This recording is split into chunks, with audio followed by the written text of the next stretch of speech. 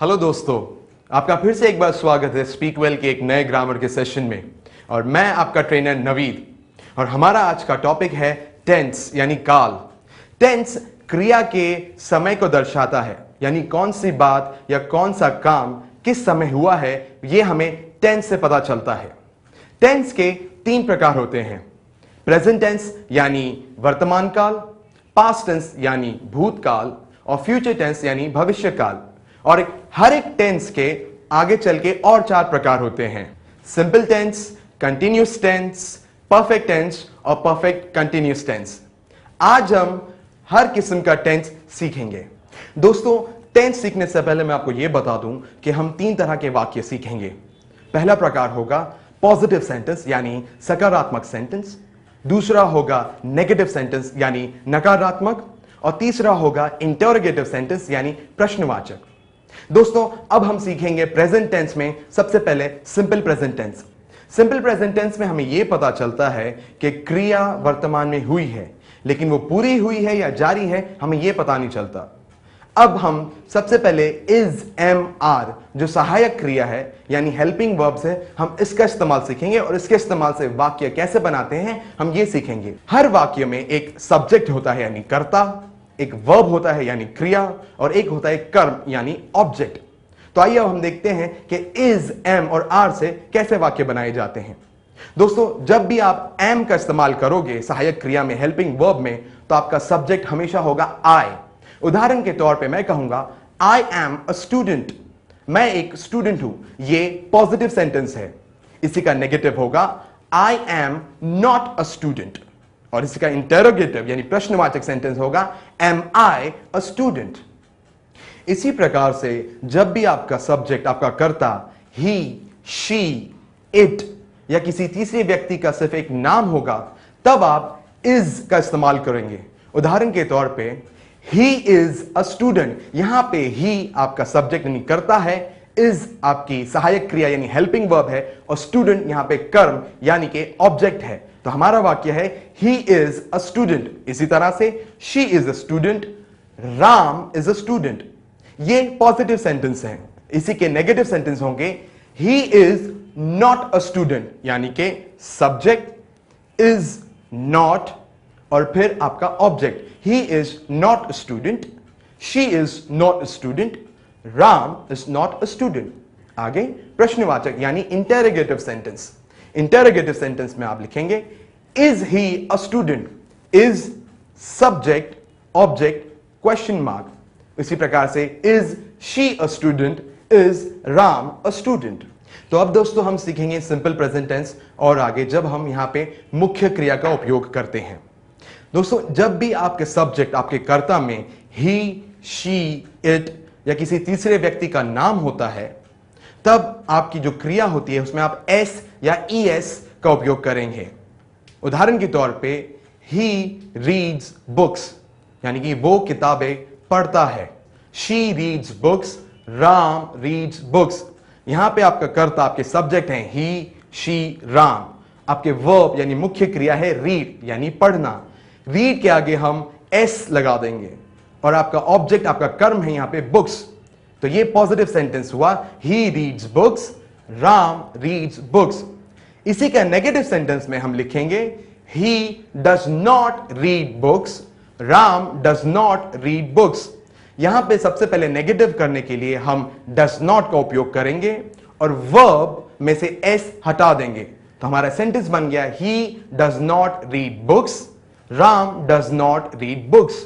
और इंटरोगेटिव यानी प्रश्नवाचक बन गया does he read books, does Ram read books. यानी डज, फिर आपका सब्जेक्ट, फिर आपका वर्ब, और फिर आपका ऑब्जेक्ट, और फिर आपका क्वेश्चन मार्क। जब भी आपका सब्जेक्ट में आई, यू, वी, दे या 2 या 2 से अधिक व्यक्तियों के नाम होंगे, तब आपका वर्ब सामान्य होगा, यानी पहली अवस्था यानी फर्स्ट फॉर्म का वर्ब सिंपल वर्ब होगा, और आगे आप अपना ऑब्जेक्ट या कर्म जोड़ेंगे। तो उदाहरण के तौर पे मेरा वाक्य होगा I read books, you read books, we read books, they read books. यानी मैं किताबें पढ़ता हूं, तुम किताबें पढ़ते हो, वे किताबें पढ़ते हैं, हम किताबें पढ़ते हैं, यहां पे आपका सब्जेक्ट आपका करता है आई, यू, दे, आपका वर्ब आपकी मुख्य क्रिया है रीड और आपका कर्म है बुक्स। ये पॉजिटिव सेंटेंस हैं। एक बार फिर से, I read books, we read books, they read books. Negative sentence होगा I do not read books, we do not read books. मैं किताबें नहीं पढ़ता हूं, हम किताबें नहीं पढ़ते हैं। Ram and Shyam do not read books, यानी कि सब्जेक्ट यानी कर्ता, फिर डू नॉट, फिर आपका वर्ब और फिर आपका कर्म यानी ऑब्जेक्ट। जब इन्हीं सेंटेंस को हम प्रश्नवाचक या इंटेरोगेटिव सेंटेंस में तब्दील करेंगे तो वाक्य बन जाएगा do I read books, do Ram and Shyam read books और आगे क्वेश्चन मार्क। यहां पे डू के बाद सब्जेक्ट यानी कर्ता, फिर आएगा वर्ब यानी मुख्य क्रिया और फिर आएगा कर्म और फिर आएगा question mark. Do I read books, do Ram and Shyam read books. अभी अभी जो हमने आपको उदाहरण दिए वो वाक्य एक्टिव वॉइस में थे। अब हम उन्हीं वाक्यों का पैसिव वॉइस का उदाहरण देंगे। जैसे वाक्य हमारा आई रीड बुक्स, इसका पैसिव हो जाएगा books are read by me. यहां पे पहले आएगा ऑब्जेक्ट, फिर आपका हेल्पिंग वर्ब यानी आर, फिर आपका मेन वर्ब आएगा रीड, उसका थर्ड फॉर्म आएगा, रीड का थर्ड फॉर्म है रेड, और फिर आएगा आपका सब्जेक्ट जो आई से बदल के मी बन गया है, books are read by me. इसी तरह से उसका नेगेटिव होगा I do not read books, तो उसका पैसिव हो जाएगा books are not read by me. Interrogative होगा डू आई रीड बुक्स, इसका पैसिव हो जाएगा are books read by me question mark. अब आगे हम सीखेंगे present continuous tense. Present continuous tense में हमें यह पता चलता है कि कोई क्रिया वर्तमान में हो रही है, यानी कि वो पूरी नहीं हुई है, अभी भी जारी है। यहां पे हम हिंदी में वाक्य के अंत में रहा है, रही है, रहे हैं इत्यादि इत्यादि का इस्तेमाल करते हैं। जैसे उदाहरण के तौर पे मैं वाक्य बनाऊंगा I am reading a book, यानी कि मैं एक किताब पढ़ रहा हूं। यहां पे आपका कर्ता यानी सब्जेक्ट है आई, आपका हेल्पिंग वर्ब है एम, आपका मेन वर्ब यानी मुख्य क्रिया है रीड, जिसके आगे हमने ing लगा दिया है, और आपका ऑब्जेक्ट यानी कर्म है यहां पे बुक। तो आपका वाक्य बन गया I am reading a book, यानी कि मैं एक किताब पढ़ रहा हूं। क्रिया अभी तक पढ़ने की जारी है। इसी तरह से दूसरे उदाहरण होंगे he is reading a book, आपका सब्जेक्ट है ही, आपका हेल्पिंग वर्ब है इज, आपका वर्ब है रीड जिसमें आप ing का इस्तेमाल कर रहे हैं तो वो बन गया है रीडिंग, और आपका ऑब्जेक्ट यानी कर्म है किताब। He is reading a book. उसी तरह से जब आप एक व्यक्ति का नाम इस्तेमाल करेंगे तो Ram is reading a book, तो इसी का नेगेटिव सेंटेंस बन जाएगा he is not reading a book, she is not reading a book, Ram is not reading a book. यहां पे हमें नेगेटिव बनाने के लिए सिर्फ नॉट का इस्तेमाल करना पड़ता है।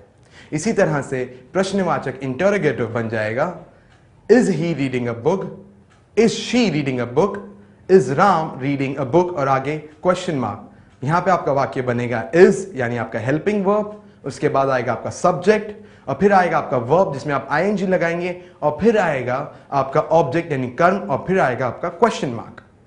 अब जब आपका सब्जेक्ट हो यू, वी, दे या दो से ज्यादा व्यक्तियों का नाम हो तब आप आर का इस्तेमाल करेंगे।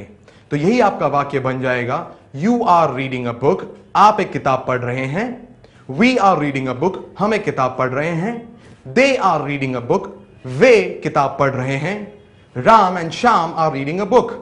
यहां पे आपका सब्जेक्ट हो गए you, we, they, Ram and Shyam, आपका हेल्पिंग वर्ब है आर, आपका मेन वर्ब है रीड जिसके आगे आप ing लगा रहे हैं, और आपका ऑब्जेक्ट यानी कर्म हो गया बुक। ये आपके पॉजिटिव सेंटेंस। नेगेटिव सेंटेंस हो जाएंगे you are not reading a book, we are not reading a book, Ram and Shyam are not reading a book. मतलब राम और श्याम किताब नहीं पढ़ रहे हैं। यहां पे नेगेटिव बनाने के लिए आपको सिर्फ आर के आगे नॉट लगाना है। इंटरोगेटिव यानी प्रश्नवाचक सेंटेंस के लिए यह बन जाएगा are you reading a book, are we reading a book, आगे question mark, are Ram and Shyam reading a book.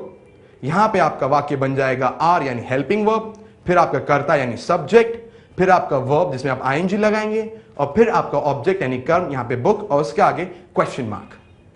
दोस्तों अभी तक जो हमने प्रेजेंट कंटिन्यूअस टेंस में जो वाक्य बनाए वो सारे एक्टिव वॉइस में थे। अब हम पैसिव वॉइस के सेंटेंस बनाएंगे। हमारा पहला जैसे सेंटेंस था, I am reading a book, मैं एक किताब पढ़ रहा हूं। यह है एक्टिव सेंटेंस। इसी का पैसिव होगा, the book is being read by me. यहां पे आपका ऑब्जेक्ट द बुक पहले आएगा, फिर आएगा इज बीइंग, और फिर रीडिंग की जगह अब हो जाएगा रीड, बट रीड का हम वर्ब का तीसरा फॉर्म इस्तेमाल करेंगे जो है रेड, और फिर आपका जो आई है सब्जेक्ट वो बन जाएगा मी। तो सेंटेंस बन गया, the book is being read by me. इसका negative sentence, I am not reading a book, तो इसका पैसिव बन जाएगा, the book is not being read by मी।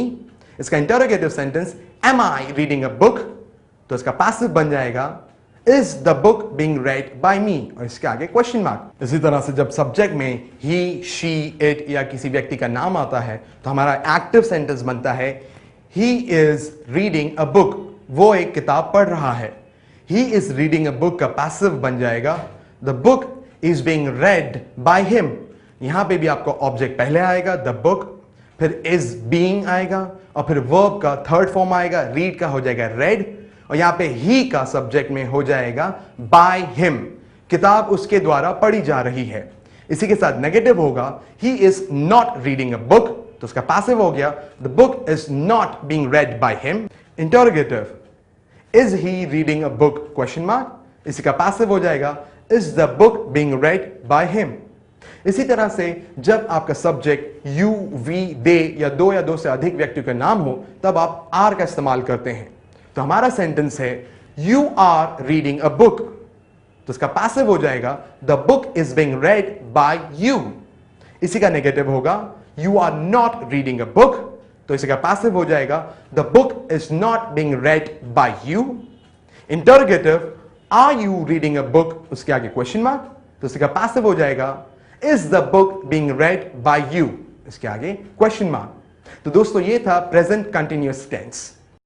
अब हम सीखेंगे present perfect tense. Present perfect tense, जब कार्य वर्तमान काल में समाप्त हो जाता है, पूरा हो जाता है, तब हम प्रेजेंट परफेक्ट टेंस का इस्तेमाल करते हैं। उदाहरण के तौर पे मेरा वाक्य होगा, आई हैव ईटन फूड, मैं खाना खा चुका हूं। जब हम सब्जेक्ट आई इस्तेमाल करते हैं तब हम हैव का यहां पे इस्तेमाल करेंगे। उसी तरह से जब सब्जेक्ट यू, वी, दे या दो से अधिक व्यक्तियों के नामों का इस्तेमाल करेंगे तब हम हैव का इस्तेमाल करेंगे।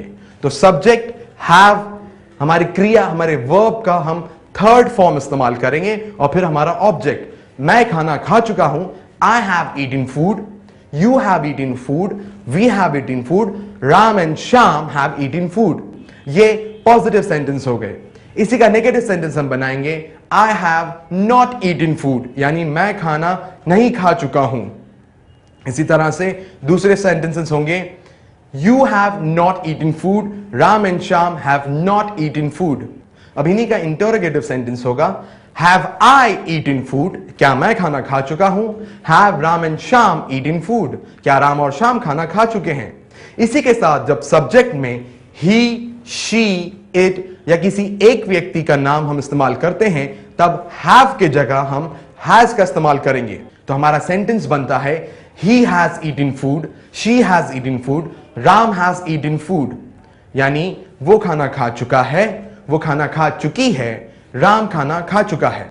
इसी का नेगेटिव सेंटेंस हम बनाएंगे, he has not eaten food, वो खाना नहीं खा चुका है, she has not eaten food, वो खाना नहीं खा चुकी है, Ram has not eaten food, Ram खाना नहीं खा चुका है। और इन्हें का इंटरोगेटिव यानी प्रश्नवाचक सेंटेंस होगा, हैज ही ईटन फूड, आगे question mark, has Ram eaten food, क्या वो खाना खा चुका है, क्या राम खाना खा चुका है।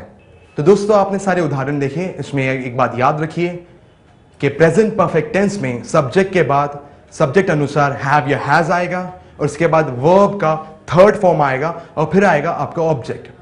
आइए अब जो भी हमने उदाहरण देखे प्रेजेंट परफेक्ट टेंस के, अब पैसिव वॉइस के हम वाक्य बनाएंगे।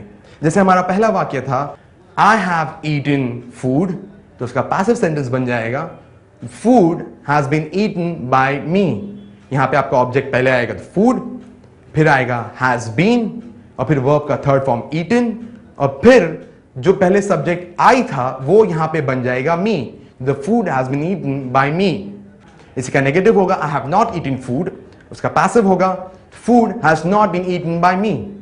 इसका इंटरोगेटिव होगा have I eaten food question mark. इसका पैसिव हो जाएगा has the food been eaten by me question mark. इसी तरह से जब हमारा सब्जेक्ट ही, शी, इट या किसी एक व्यक्ति का नाम होगा तो हमारा सेंटेंस बनेगा ही हैज ईटन फूड, और उसी का पैसिव वॉइस होगा the food has been eaten by him. Negative sentence he has not eaten food, उसका पैसिव हो जाएगा the food has not been eaten by him. इसका इंटरोगेटिव सेंटेंस होगा has he eaten food question mark, उसी का passive होगा has the food been eaten by him question mark. और जब सब्जेक्ट में यू, वी, दे या दो से अधिक व्यक्तियों के नाम हो तब हमारा सेंटेंस बन जाएगा you have eaten the food, उसका पैसिव होगा the food has been eaten by you. Negative होगा you have not eaten the food, उसी का पैसिव होगा the food has not been eaten by you. Interrogative होगा have you eaten the food question mark, और इसी का passive होगा has the food been eaten by you. तो दोस्तों ये था प्रेजेंट परफेक्ट टेंस। तो अब हम सीखेंगे प्रेजेंट परफेक्ट कंटिन्यूअस टेंस। इस टेंस में हमें यह पता चलता है कि कार्य अभी भी चालू है और कुछ समय पहले से यह लगातार चला आ रहा है। इस टेंस में हमें कार्य की शुरू होने का समय भी पता चलता है और इसलिए हम इसमें अंग्रेजी के शब्द सिंस और फॉर का ज्यादातर इस्तेमाल करते हैं।